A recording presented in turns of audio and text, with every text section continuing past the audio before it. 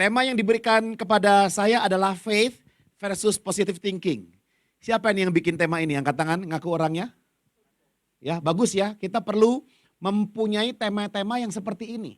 Topik-topik yang kelihatannya seperti kebenaran padahal bukan kebenaran. Saya sampaikan tadi di atas bahwa kalau pengajaran sesat itu dilakukan oleh orang yang non-Kristen lebih gampang kita mendeteksi. Nah, masalahnya ketika pengajaran sesat itu dari Kristen, itu kan jadi problem, ya.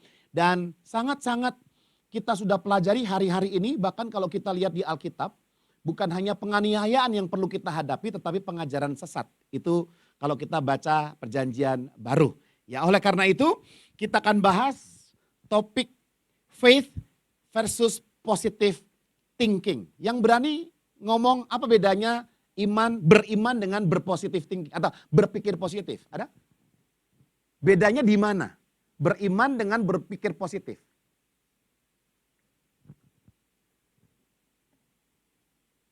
Silakan.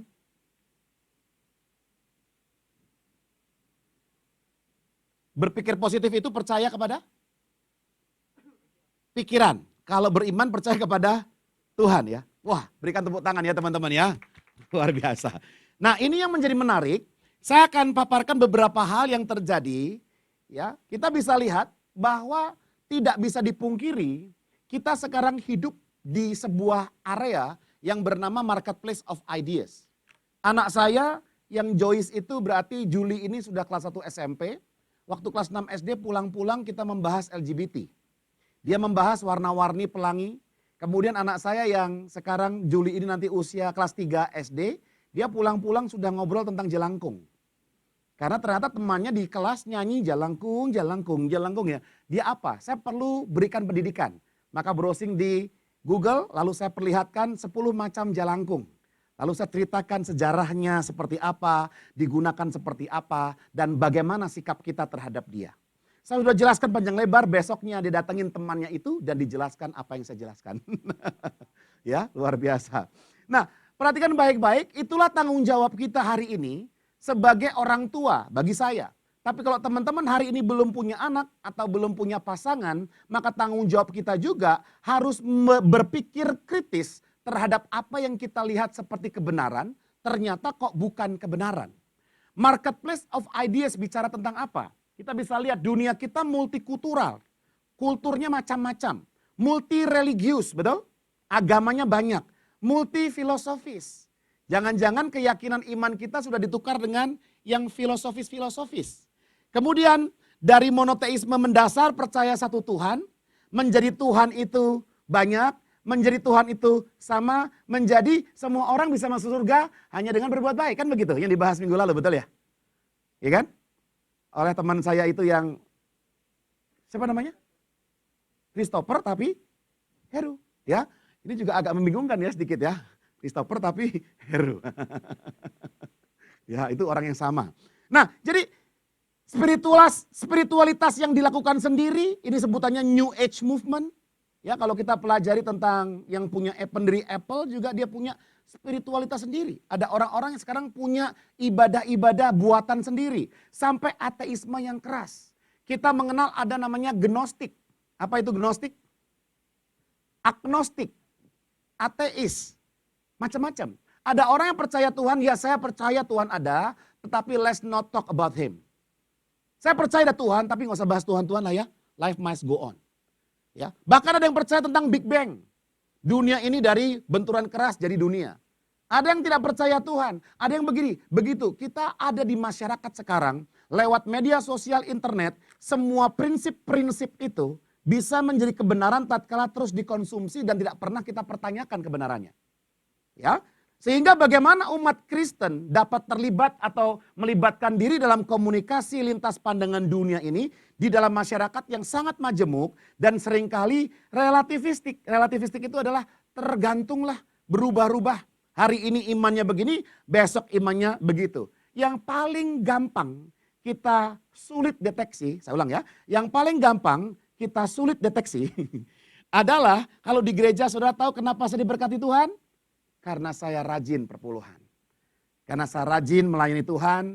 Puji Tuhan. Karena kami sudah melayani Tuhan selama 15 tahun. Tuhan berikan berkat. Yaitu proyek yang banyak. Nah itu penyesatan juga. Berarti apa yang dia peroleh dari akibat tindakan dia. Ini namanya iman transaksional. Padahal kita tidak bisa menambah kasih Tuhan, kita tidak bisa menambah berkat Tuhan, kita tidak bisa membuat Tuhan melakukan sesuatu kepada kita melalui tindakan kita. Tidak bisa. Nanti akan saya ulang lagi, bahkan Paulus berdoa supaya duri dalam daging dicabut, Tuhan tidak kasih. Apakah Paulus kurang beriman? Halo? Iya atau ya? Ya, maka nanti pertanyaannya, Pak, kalau Tuhan sudah tahu kebutuhan kita sebelum kita berdoa, ngapain kita berdoa? Itu kan kemudian menjadi pertanyaan-pertanyaannya. Maka jika kita tidak kuat di dalam firman, pengertian kita akan mudah diombang-ambingkan, termasuk menggantikan iman dengan berpikir positif. Saya tambahkan lagi, saudara, siapa yang pernah dengar New Age Movement? Gerakan zaman baru. Ya, mereka membuat konsep-konsep metafisik. Metafisik itu artinya apa? Meta itu artinya above and beyond. Di atas, melampaui, melebihi fisik. Maka ada makhluk-makhluk yang non fisik. Ya, pokoknya kalau sudah pakai kata meta, itu artinya above and beyond. Di atas semuanya itu. Orang mulai menggantikan Tuhan dengan sebutan alam semesta. Berseliweran di Instagram. Terima kasih semesta. Waduh, ya kan? Oh semesta, tolong wujudkan. Tuhannya hilang diganti semesta. Nah ini orang gak percaya Tuhan tapi percaya semesta. Nah pertanyaannya, semesta yang menciptakan siapa? Halo? Ya, New Age Movement, fokusnya kepada diri sendiri. Silakan dipelajari, udah lama sekali. Rhonda Byrne menulis tentang The Secret. Sekarang sudah ada program training sertifikasinya. Yaitu apa? Certified Trainer Law of Attraction. Yaitu trainer-trainer yang disertifikasi untuk mengajarkan Law of Attraction, yaitu hukum tarik-menarik. Kalau saya pikirannya baik, maka saya menarik yang baik.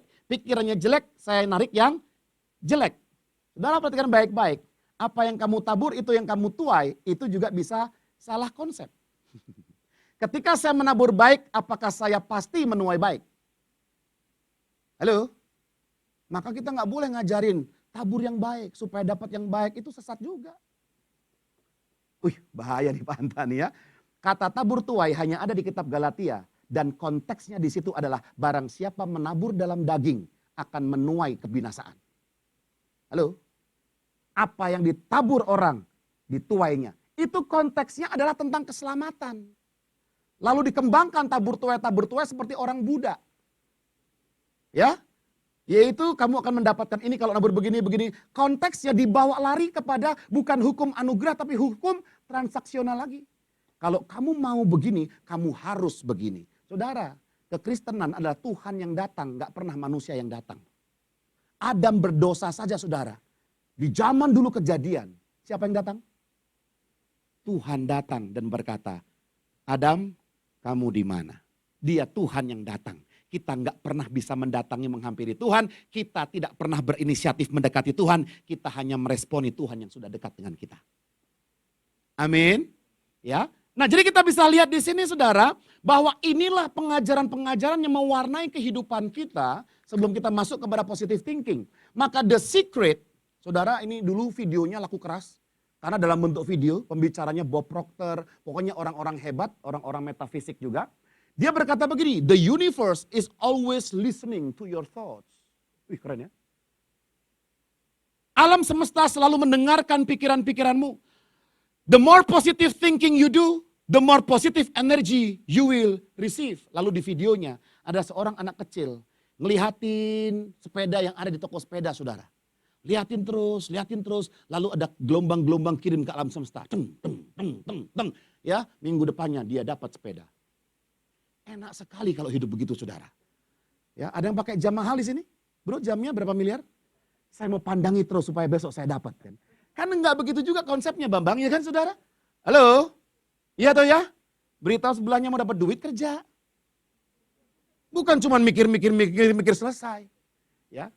Ada pendeta yang mengajarkan juga firman Tuhan, Tuhan memberkati kita saat kita makanya mau diberkati Tuhan, tidur.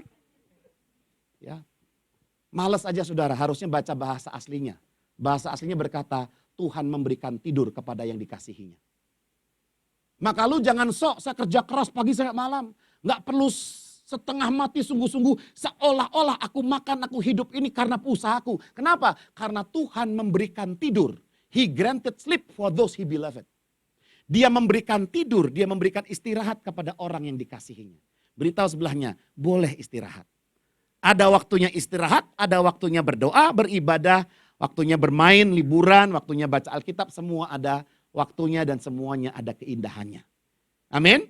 Nah saudara, inilah konsep dunia tawarkan hari-hari ini. Bahkan saya punya teman, dia Kristen saudara. Sejak dia belajar ini sudah mengganti kata Tuhan, kayaknya kata Tuhan najis. Dia ganti semesta. Lalu saya tanya, semesta itu sopo? Ya pokoknya semesta. Semua semesta. Mengerikan saudara. Ya, when you focus on your thoughts katanya. Keluar gak? When you focus on your thoughts. Saudara gak perlu saya terjemahkan ya, bisa ya. Beritahu sebelahnya, bisa. Bukan dengan iman loh ya, bisa.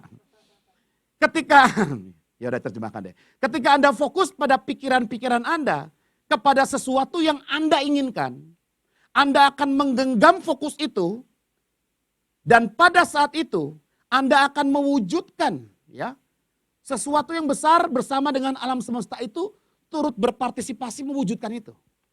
Ayo kita merem, kita pikirkan. Mobil Mercy 1, seri terbaru. Puji Tuhan, belum ada mobilnya. Yang menarik adalah ajaran ini sangat menyenangkan dan banyak orang ikut. Dan di Secret the New Age Movement, dia menggantikan Tuhan dengan alam semesta. Dan dia menggantikan Tuhan sebagai jin. Maka ketika saya berpikir positif, seolah-olah alam semesta ada jinnya. Dan jin itu berkata, your wish is my command. Saudara, apakah Tuhan kita begitu? Your wish is my command. Hancurin dunia saudara. Kalau semua keinginan kita menjadi perintah bagi Tuhan, hancur dunia ini.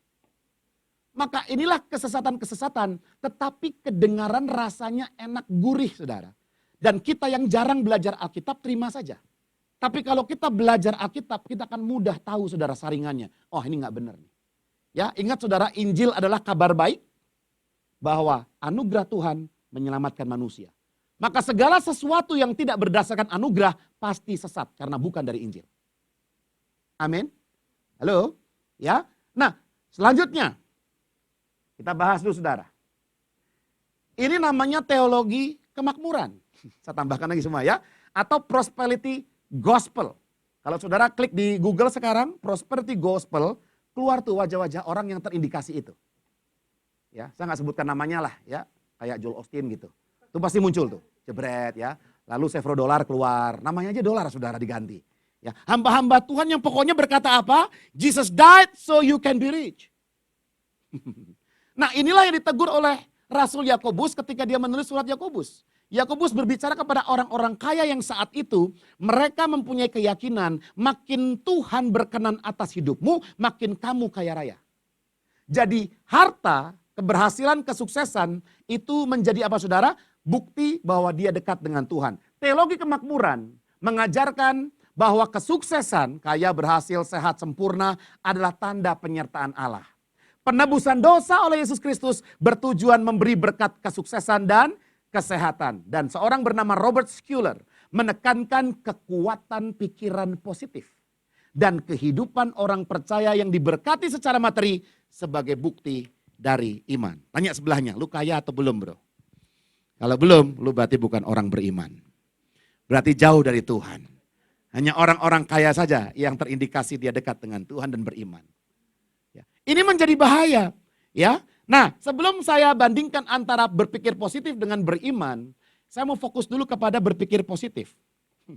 Saudara nanti bisa cari bukunya ya. Saya hanya pinjam cover bukunya, tapi saya mau menyatakan yang menjadi pendapat saya pribadi. Dan saya berpendapat berpikir positif terus-menerus itu berbahaya. Lalu saya ketik ada bukunya saudara. Walaupun bukunya belum saya baca. Tapi judulnya saya sudah suka. Kenapa? Karena mendukung saya punya pendapat. Oke? Saya mau tanya saudara, berpikir positif sering diajarkan enggak oleh guru-guru, dosen, atau motivator, hamba Tuhan? Pernah diajarkan? Ya sering ya. Pertanyaannya, terus menerus berpikir positif, bahaya enggak? Bahayanya di mana? Yuk, yang bilang bahaya angkat tangan. Dong, kita bikin interaktif. Kenapa bahayanya? Siapa? Nancy ya namanya ya? Siapa? Hebe. Kenapa Hebe? Kenapa berpikir positif terus bahaya?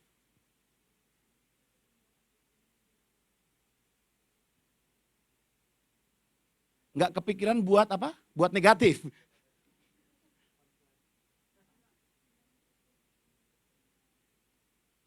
Nggak kepikiran dampak negatifnya. Oke, baik, kita berikan tepuk tangan. Ada lagi yang lain? Kenapa bahaya? Yes, bro.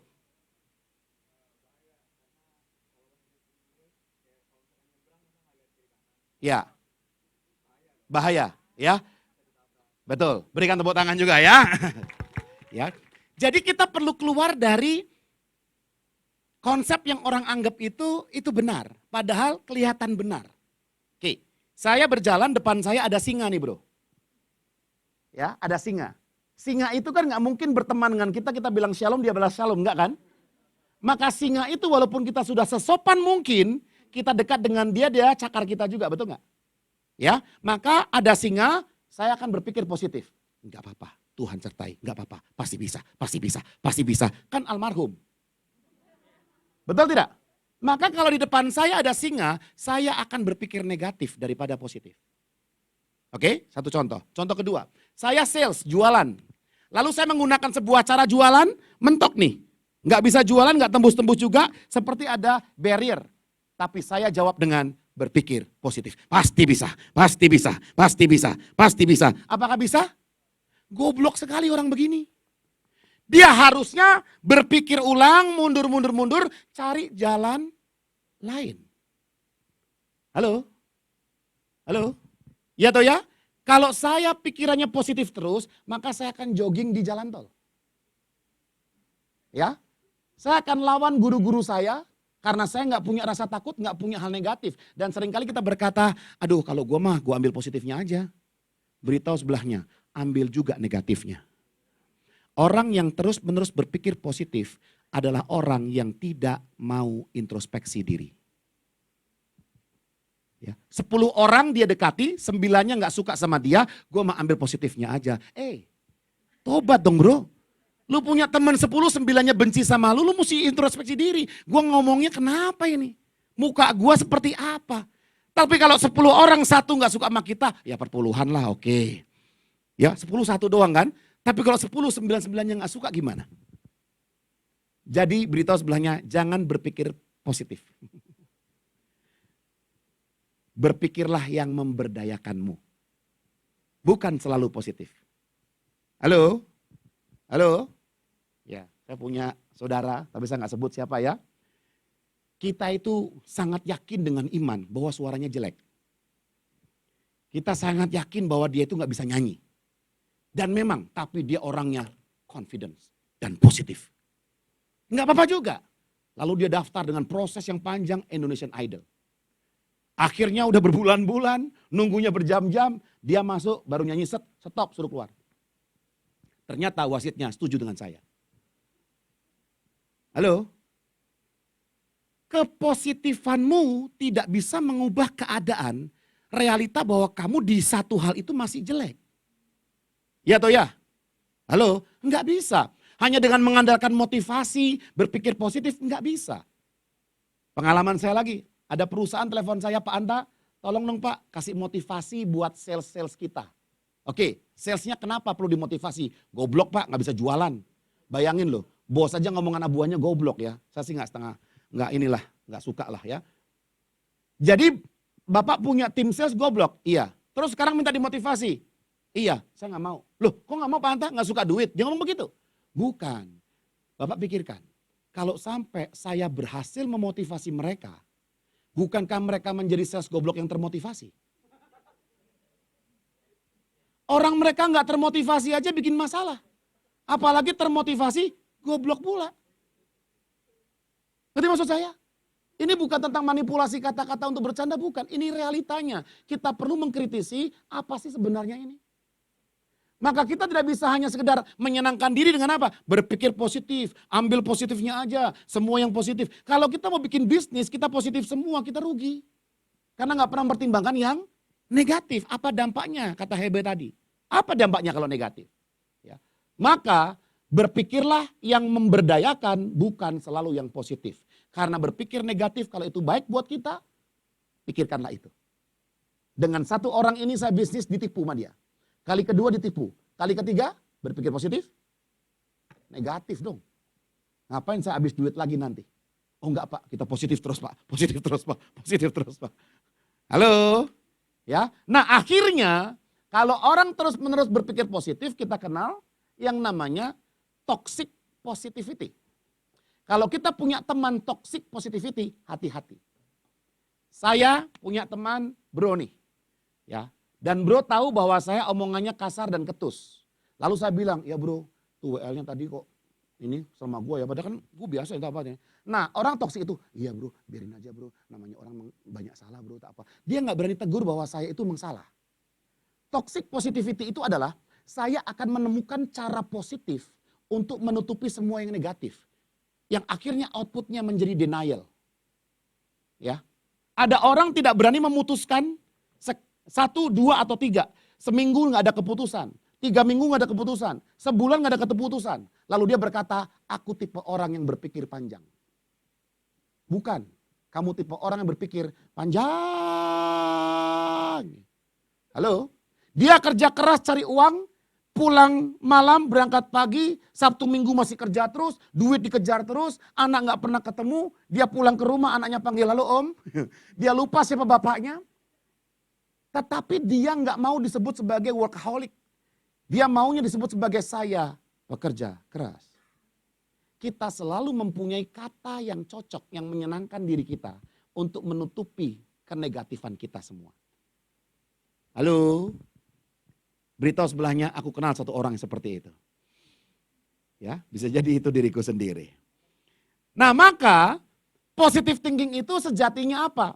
Kalau menurut Harvard, positive thinking itu adalah tindakan sadar ya teman-teman ya, untuk menemukan sisi positif dari suatu tindakan atau kejadian. Yang negatif nggak pernah ditemukan. Padahal negatif itu masukan baik juga buat kita. Betul? Ya, ada 10 klien, katakanlah 2 klien negatif. Perlu nggak kita cari tahu negatifnya apa? Perlu. 1 klien pun kita kejar. Ya, kita lakukan service recovery. Jangan dibiarkan, biarkan aja lah, emang negatif, nggak bisa begitu juga. Berpikir positif adalah cara mengolah informasi dengan pandangan yang optimis. Maka dia menjadi Mr. Optimis. Semuanya optimis dan dia mati karena optimis. Beritahu sebelahnya, jangan jadi pribadi yang selalu pesimis. Jangan selalu jadi pribadi yang optimis. Jadilah pribadi yang realistis. Menyadari ini kejadiannya, kalau ini bisa saya rubah, saya rubah. Kalau nggak bisa rubah, jangan dirubah. Kenapa? Merubah yang tidak bisa dirubah kan setruk. Betul? Besok hujan atau tidak? Nggak tahu. Bisa kita ubah? Ngapain dikhawatirkan? Ya biarkan jalan aja begitu. Tapi yang bisa saya lakukan, saya persiapkan. Yang nggak bisa, saya nggak mau ubah. Tidak semua bisa dikontrol dengan berpikir positif. Sampai di sini teman-teman, cukup clear? Ya, kita lihat dulu sebelum masuk ke firman Tuhan. Lalu apa berpikir positif dan beriman bedanya? Waduh. Berpikir positif, nah menggunakan kekuatan sendiri. Betul tadi bro bilang ya, pakai pikiran sendiri. Beriman itu bergantung pada kuasa Tuhan. Beda? Beda. Berpikir positif tentang agenda saya dan saya memanipulasi lingkungan. Negatif saya anggap positif. Udah biar, anggap nggak ada apa-apa. Mau bikin bisnis pokoknya positif aja, negatif nggak pernah. Nggak perlu, nggak bisa. Saya manipulasi itu lingkungan dan saya denial. Tetapi orang beriman itu tentang agenda Tuhan. Dan membiarkannya memenuhi kehendaknya dalam kehidupan saya. Hidupku bukan milik aku lagi. Berpikir positif adalah tentang diri sendiri dan apa yang bisa saya peroleh. Beriman tentang Tuhan dan apa yang dapat ia lakukan lewat saya. Beda ya teman-teman ya. Berpikir positif dipenuhi dengan rasa bangga akibat manipulasi diri terhadap situasi. Saudara pernah nggak teman-teman nanya, lu gimana sih? Orang tua nggak ada, tapi bisa berhasil selama ini bahkan kerja gaji besar. Lalu teman-teman berkata apa? Ya, soalnya saya rajin berpikir positif. Saya tuh orangnya, bla bla bla bla bla bla bla. Padahal itu kesempatan yang baik untuk kita berkata semua karena Tuhan. Tapi karena terbiasa menggunakan ini, sebenarnya Tuhan hanya menjadi aksesoris saja. Hanya buat kira-kira biar kelihatan rohani, tapi kenyataannya bukan Tuhan. Dia banggakan diri sendiri. Ini berpikir positif. Dipenuhi kerendahan hati kalau orang beriman, karena pengakuan bahwa semuanya dari Tuhan. Berpikir positif memuaskan diri, beriman memuliakan Tuhan. Berpikir positif berupaya mencapai kebahagiaan sebagai hasil dari memikirkan yang positif. Iman memberikan sukacita dalam segala keadaan. Ya, kalau mau bahagia, bayangkan kamu masih ada di sebuah pulau di mana kamu bahagia, nggak bisa begitu. Begitu buka mata, aduh di kos-kosan lagi. Ya, kita juga nggak bisa berkata pikirkan yang baik atau apa. Tapi memang pikiran kita itu bisa dimanipulasi. Betul teman-teman? Ya, sudah tahu, teman-teman tahu nggak artinya trans? Bukan TV ya, trans. Trans itu orangnya sadar nggak? Ya, trans itu membuat orang trans itu cukup menggunakan skill namanya hypnotic language pattern. Hypnotic language pattern. Ada pola kalimat-kalimat yang menghipnotik itu sebenarnya. Maka kata trans itu artinya orang itu tersesat di dalam kesadarannya. Oke, coba dicerna dulu, tersesat di dalam, dia sadar tapi dia tersesat. Ini bisa menjadi sebuah skill. Ya, contoh, bro, jangan beli kalau memang belum perlu dibeli. Saya juga biasanya membeli kalau sudah perlu. Nah, mau beli sekarang atau besok terserah. Intinya membeli itu perlu dipikirkan dulu. Berapa kali saya udah pakai kata membeli? 5 kali. Ya, jadi sepertinya saya nggak suruh dia beli, tapi ada kata beli saya munculkan terus. Ini masuk ke dalam otak dia. Maka kata beli itu masuk. Oke, silakan tutup mata semuanya. Tenang aja, masa pendeta menghipnotis? Enggak dong. Tutup mata semuanya, kita praktek. Jangan pikirkan Indomie. Coba buka mata. Siapa yang mikirin Indomie goreng putih? Ayo, yang rendang siapa? Yang ayam spesial, yang kari ayam kuning. Jangan pikirkan Indomie, malah Indominya keluar. Nah, karena pikiran kita tidak pernah bisa merespon pada makna, dia hanya merespon kata-kata. Ya. Terus dalam. Gimana contoh hypnotic language pattern? Gereja pakai nggak? Pakai. Hadirilah acara akbar yang akan mentransformasi hidup Anda. Membawa Anda pada level yang lebih tinggi. Dan memberikan berkat dahsyat yang luar biasa. Bersama dengan para pembicara luar biasa akan mengubah hidup Anda selama-lamanya. Apa sih artinya? Nggak ada isinya. Tapi itu membuat orang tersesat di dalam kesadarannya. Halo? Ya, itu kalau di Instagram namanya apa? Copywriting. Bagaimana kita menggunakan itu? Nah, kita bisa mempelajari banyak-banyak skill. Tapi tidak bisa kita membuat skill itu menukar iman. Ya. Nah, saudara, kita bisa lihat di sini bahwa berpikir positif itu fokus pada memikirkan pikiran positif. Kalau beriman fokusnya pada firman Tuhan. Jelas beda, clear. Kalau firman Tuhan berkata, berbahagialah jika kamu dianiaya, lalu kita berpikir positif supaya tidak dapat aniaya, nggak mungkin. Makanya kalau kita baca Matius 24, kita doakan benar, jangan sampai berdoa, Tuhan aku berdoa supaya tidak ada penderitaan, supaya tidak ada. Saudara, Matius 24 ada nubuatan jelas. Akhir zaman akan ada gempa, akan ini penganiayaan. Masa kita doakan apa yang sudah pasti jadi? Halo? Yang perlu kita doakan adalah Tuhan berikan aku kekuatan untuk melewati semua itu. Berpikir positif, berusaha menang dengan kemampuan mempertahankan sikap positif. Tapi beriman sudah mendapat kemenangan dan hidup dengan rasa syukur. Ini bedanya. Oke? Ya. Ya saudara, ini dari tulisan Jim Collins yang saya runutkan semuanya saudara. Dan menjadi sebuah tulisan yang baik menurut saya untuk membedakan antara berpikir positif dengan beriman. Sampai di sini apakah cukup jelas? Halo? Nah, coba bicara ngobrol sama sebelahnya selama ini lebih sering kiri atau kanan? Coba setengah menit aja ngobrol sama sebelahnya. Gua nih lebih sering kiri atau kanan ya? Kalau lebih sering kiri bahaya nih saudara. Ya, orang Kristen tapi nggak beriman. Imannya adalah imannya sendiri. Tapi kalau beriman, imannya adalah Tuhan. Oke? Oke. Teman-teman bisa proses ini nggak? Coba diproses ya. Kita kan dengar ada orang di Instagram, pokoknya kebenaran yang paling benar adalah kebenaran yang dia jelaskan. Yang lain salah, gue yang benar. Begitu kira-kira ya. Nah pertanyaannya gini, kita ini menuhankan Tuhan atau menuhankan pemahaman kita tentang Tuhan? Bedanya di mana?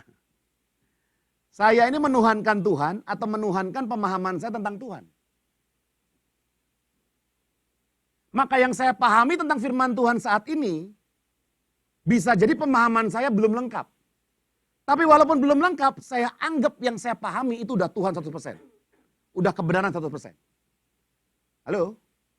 Maka progresif itu bukan kepada makna Alkitab yang menjadi objek, lalu maknanya Alkitab itu berubah-ubah sesuai dengan zaman. Bukan. Progresif itu adalah apa? Saya sebagai pembaca Alkitab makin mengerti maksud Alkitab apa. Pengertiannya makin jelas, ada pencerahan, iluminasi, oh. Nah itu progresif. Makin tahu tentang Alkitab, bukan Alkitabnya berubah-ubah, bukan. Sampai sini jelas teman-teman? Ya. Nah oleh karena itu mari kita masuk, apa itu iman? Nah kata iman sering digunakan agar memperoleh sesuatu, ya atau ya? Saya yakin Tuhan pasti berkati. Saya yakin pasti Tuhan kasih pasangan hidup. Saya yakin, saya beriman. Apalagi kalau mau ujian, itu semua orang beriman bermunculan. Apalagi kalau malamnya dia nggak belajar, besok paginya beriman semua tuh. Tuhan aku percaya. Sebagian orang Kristen berpikiran keliru tentang iman dan kuasa Allah. Ya. Anggapan yang salah adalah begini, ayo kita renungkan.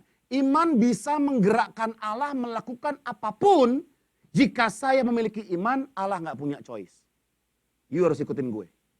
Kalau enggak, kenapa enggak? Lu ada nggak sih? Ya. Pernah nggak kita mendengar atau kita pernah berkata Tuhan, karena sakit nggak sembuh-sembuh, engkau ada nggak sih Tuhan? Karena kita bokeknya nggak pernah berhenti ya, nggak ada expired date-nya bokek terus. Tuhan, bener nggak sih engkau ada? Pernah nggak ngalami begitu? Pertanyaan saya, pertanyaan-pertanyaan orang Kristen yang mempertanyakan Tuhan engkau ada nggak sih? Tuhan bener nggak sih engkau hidup? Itu pertanyaan intelektual atau pertanyaan emosional? Halo? Tapi kalau kita kembali ke intelektual, dia bisa jawab tidak? Bisa. Bahwa Tuhan ada tidak? Ada. Tuhan mati kayu salib? Iya. Tuhan bangkit? Iya. Tapi seringkali membuat kita bergeser karena emosional. Kenapa kita emosional? Kemudian kita mempertanyakan Tuhan karena kita nggak kuat dalam firman. Bahwa Tuhan tidak pernah berjanji hidup kita yang percaya kepada dia pasti karpet merah, tidak. Kita mengerti hidup bersama dengan Tuhan artinya apa? Tuhan tidak menjamin kekayaan. Tuhan tidak menjamin hidup kita makan kenyang terus. Tuhan tidak menjamin hidup tanpa penderitaan. Yang Tuhan jamin adalah Dia menyertai kita senantiasa. Amin. Maka jika hari ini kita masih dalam situasi yang tidak mengenakan daging, Tuhan tetap ada di situ. Kapal kita masih goyang-goyang, Tuhan ada di situ. Amin. Nah kita harus berpikir Tuhan bersama dengan aku. Sumbernya firman, bukan badai hilang gitu ya. Enggak begitu. Maka saudara perhatikan baik-baik, Alkitab mengajarkan jawaban doa bukan hanya ditentukan oleh iman. Tapi ada aspek lain yang perlu kita perhatikan. Ini yang jarang diajarkan. Aspek yang pertama adalah sepakat rencana Allah adalah yang terbaik? Saya itu ya. Saya tuh gak pernah cocok logi ya. Tapi dari rumah saya mengharapkan setelah sesi ini saya mau nyanyi lagunya bro tadi. Kenapa? Cocok. Ayo kita nyanyikan. Kau lebih tahu yang terbaik bagiku. Yang barusan nyanyi gitu siapa? Kadang-kadang nyanyi begitu pret juga. Udah nyanyi kau lebih tahu yang terbaik bagi Tuhan. Kenapa sih Tuhan aku gak digini? Nyanyinya bisa tapi menghidupinya enggak jalan. Saya berdoa minta A, minta B, minta C, minta D, minta. Kok enggak ada Tuhan? Nyanyi dong. Bahwa Tuhan tahu yang terbaik. Amin. Satu orang silakan bacakan Ibrani 11, 39, 40. Ibrani 11, 39, 40. Yang sudah menemukan boleh dibaca. Ayo bro. Paksa. Ibrani 11, 39, 40.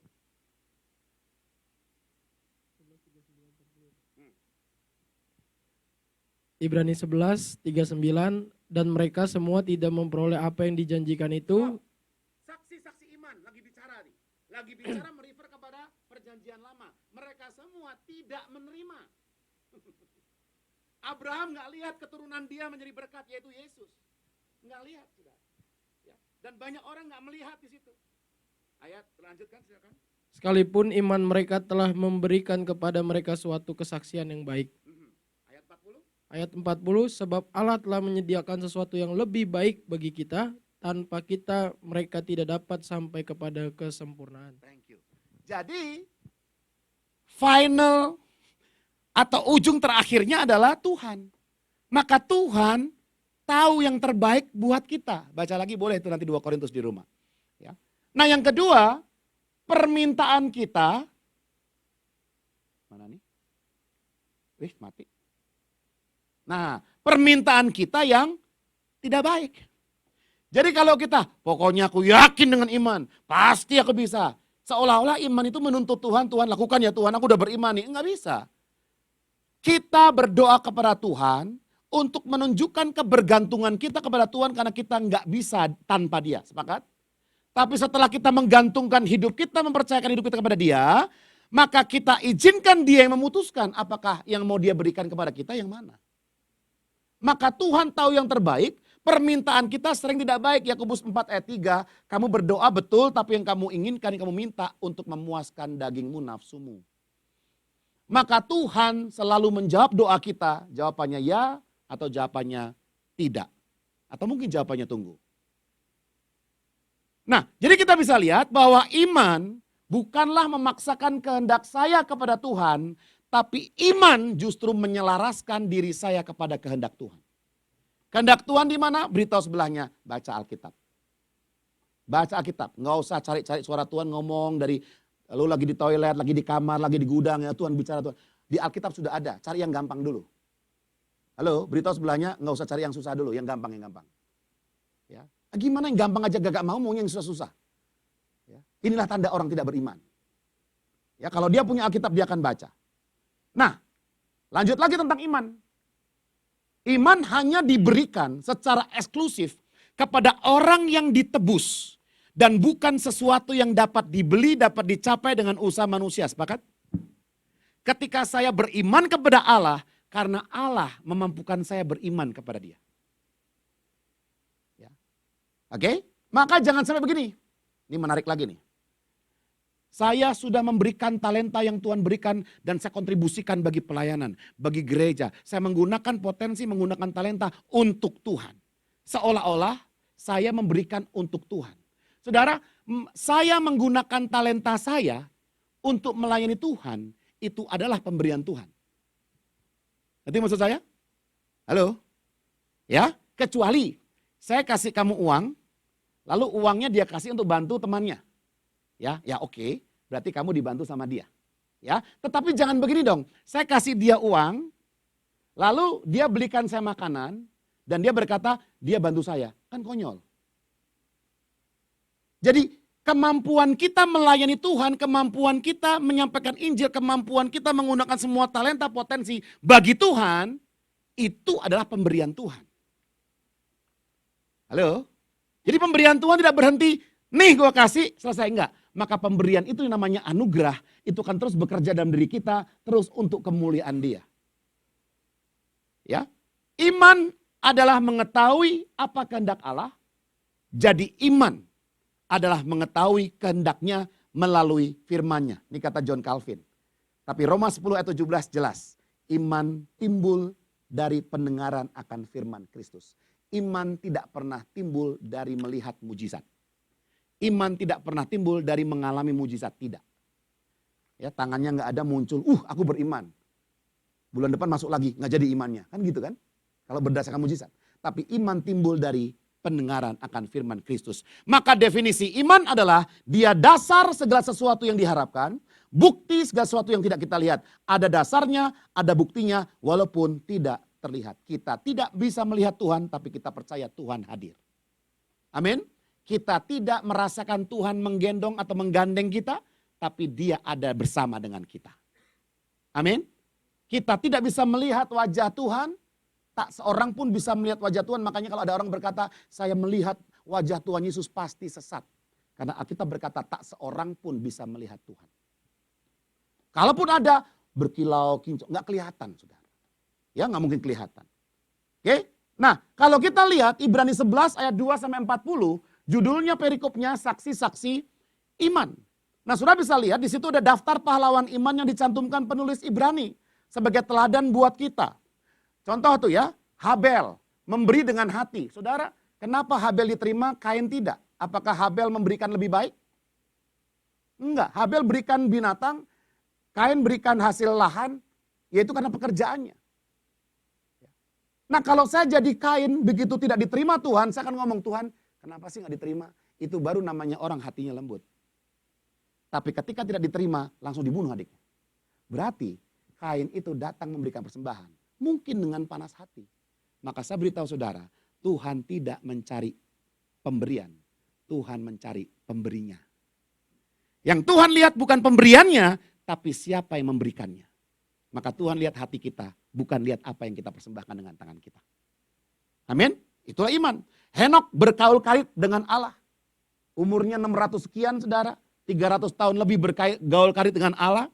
Kemudian Nuh mentaati perintah Tuhan bikin bahtera. Abraham, Sarah mentaati percaya janji Tuhan.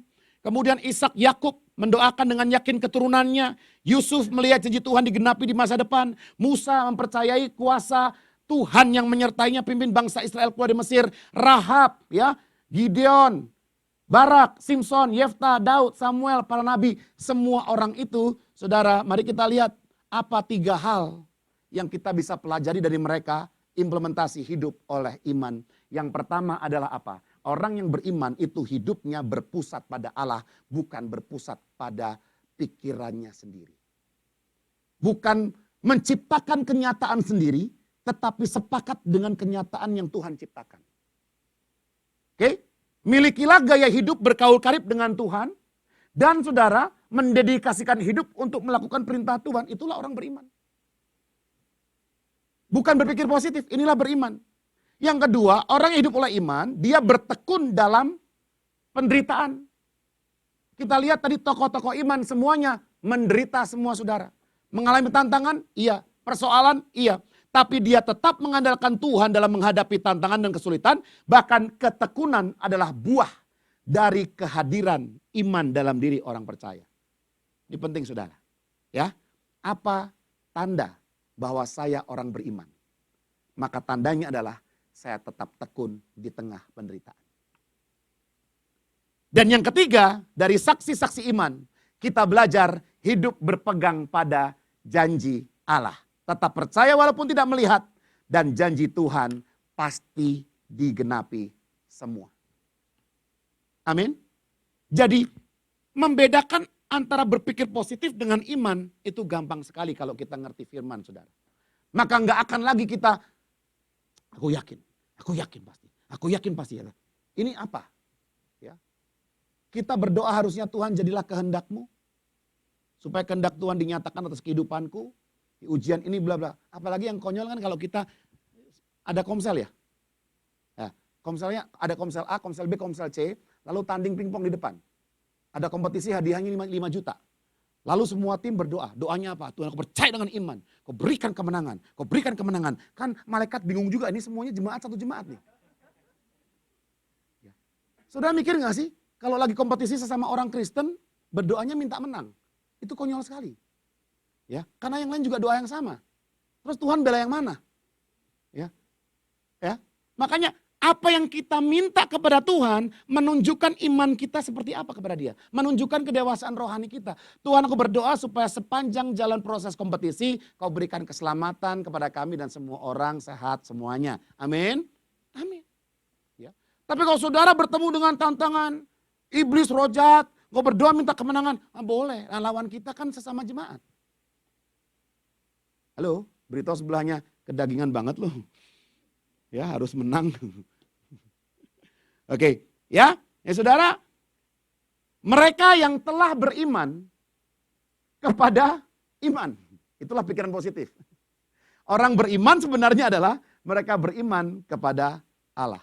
Saya tidak boleh beriman kepada iman saya. Saya harus beriman kepada Allah.